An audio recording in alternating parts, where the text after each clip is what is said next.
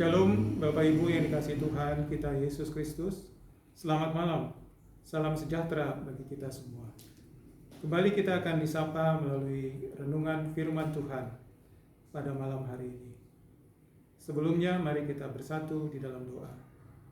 Bapa Surgawi yang kami sembah di dalam nama Putramu Tuhan Yesus Kristus, kami sungguh mengucap syukur untuk penyertaan Tuhan di dalam kehidupan kami pribadi, lepas pribadi hingga saat ini. Di malam hari ini kami kembali akan mendengarkan firman Tuhan. Biarlah kiranya kuasai hati dan pikiran kami dengan Roh Kudus-Mu Tuhan, sehingga kami boleh mengerti akan maksud dari firman Tuhan. Di dalam nama Tuhan Yesus Kristus kami berdoa. Amin. Firman Tuhan yang akan menjadi renungan bagi kita pada malam hari ini diambil dari kitab Injil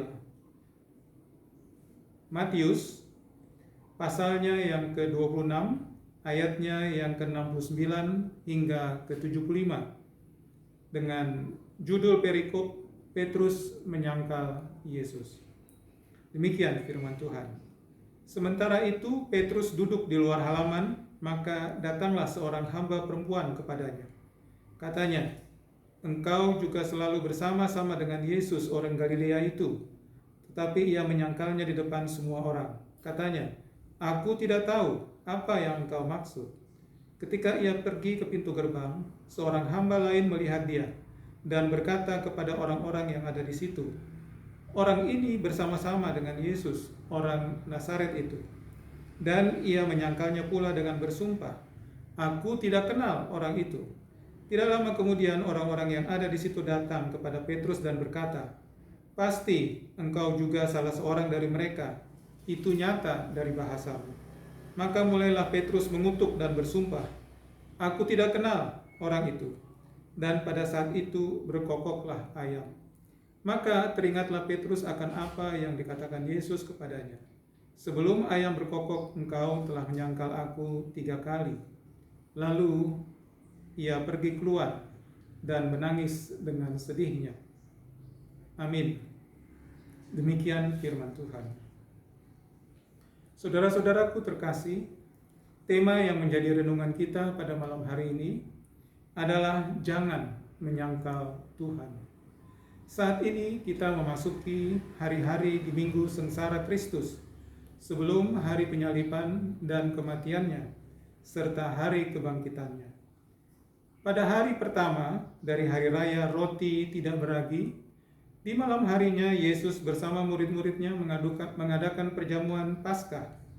Setelah itu, pergilah Yesus dan murid-muridnya ke Bukit Zaitun. Sampailah mereka di Taman Getsemani.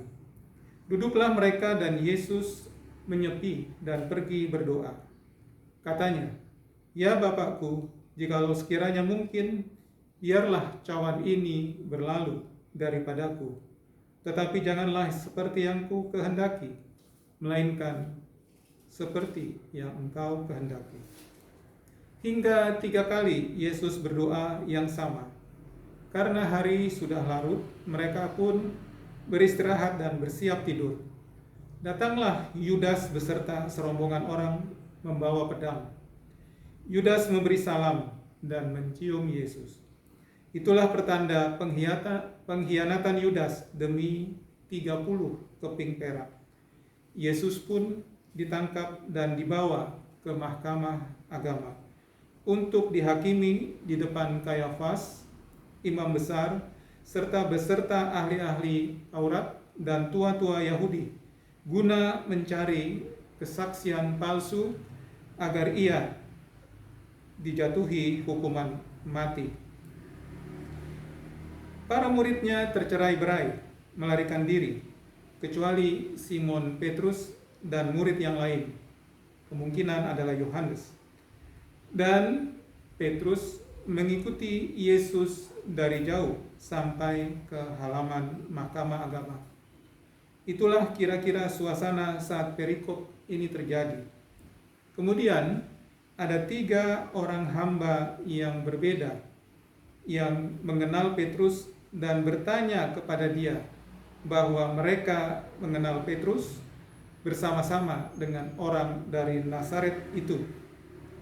Dan Petrus menyangkal juga 3 kali bahwa ia mengenal Yesus. Saudara-saudaraku terkasih, pertanyaannya adalah, bagaimana mungkin murid bisa menyangkal? Apalagi Petrus yang sudah melihat sendiri akan kuasa Tuhan Yesus. Dia sudah menyaksikan sendiri bagaimana orang mati dibangkitkan, bagaimana orang buta dicelingkan, yang lumpuh dibuat berjalan. Bagaimana bisa seperti itu? Itu semua ternyata bukanlah jaminan. Kita bisa saja masuk ke gereja, kita bisa merasakan mujizat dan kuasa Allah, bisa saja kita melihat perkara-perkara yang dahsyat yang Allah kerjakan, yang terjadi di dalam pelayanan, di dalam gereja kita. Tetapi kalau kita tidak setia, tidak bertahan untuk hidup seturut dengan kehendak Tuhan, dan menjadikan Yesus yang terutama dalam hidup kita, maka berhati-hatilah. Janganlah kemudian kita menyangkal Yesus, menyangkal Tuhan. Ada 3 hal yang kemungkinan menjadi alasan mengapa Petrus menyangkal Yesus. Yang pertama, karena Petrus duduk di luar, seakan-akan mengatakan bahwa Petrus takut dan khawatir. Petrus mencari aman. Petrus sesungguhnya ingin berkompromi dengan dosa. Mau ikut Yesus, tetapi mau juga aman.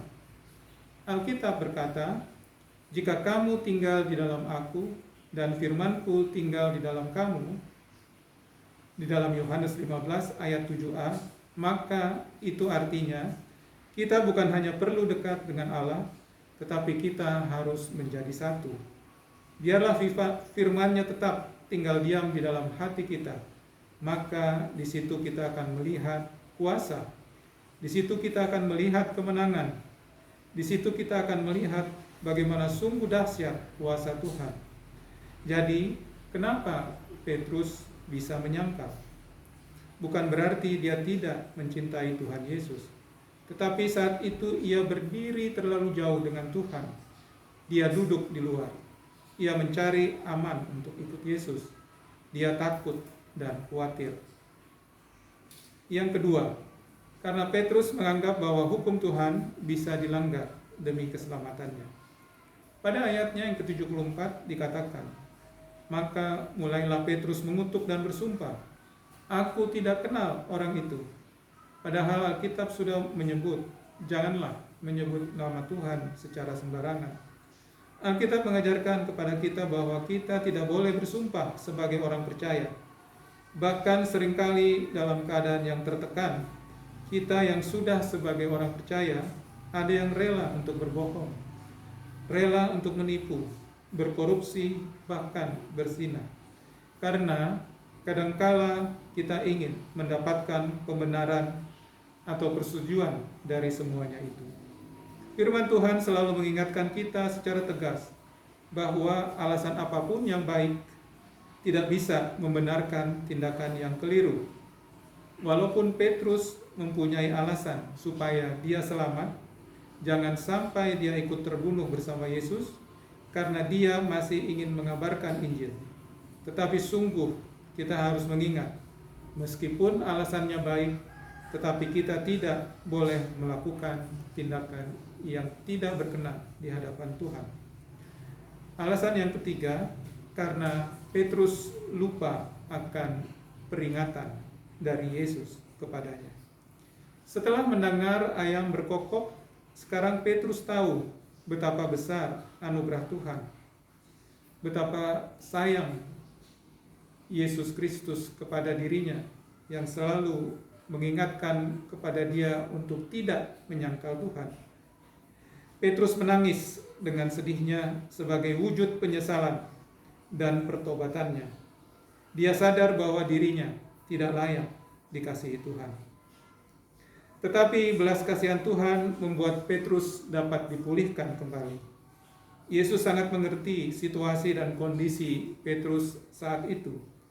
Jawaban yang tidak jujur dan bohong ini disebabkan karena Petrus sungguh khawatir dan takut ditangkap dan dianiaya seperti gurunya. Yesus memulihkannya dan memberikan kekuatan serta pembenaran, sehingga setelah bertobat, Petrus dengan berani berkata, "Saya tahu, saya mengenal benar siapa Tuhan Yesus itu." Saudara-saudaraku yang terkasih, renungan kita pada malam hari ini sungguh sangat bermakna.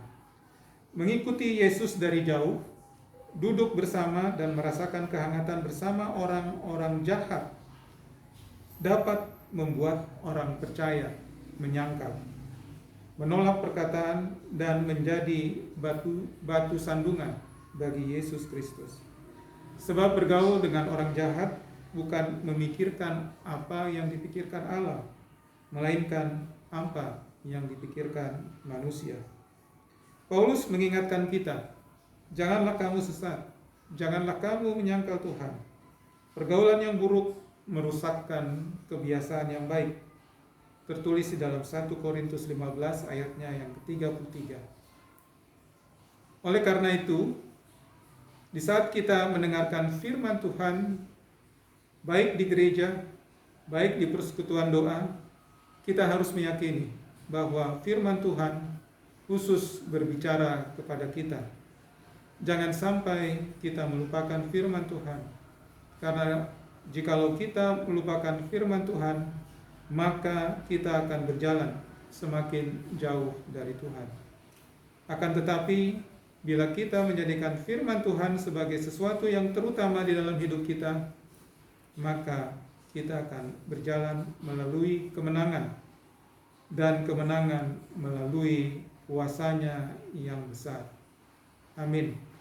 Mari kita berdoa. Terima kasih Tuhan, jikalau pada malam hari ini kami boleh mendengarkan renungan dari firman Tuhan yang sungguh bermakna, agar kami selalu tetap dekat dengan Tuhan saja, sehingga kami tidak mudah jatuh di dalam dosa, tidak mudah bahkan menyangkal Tuhan.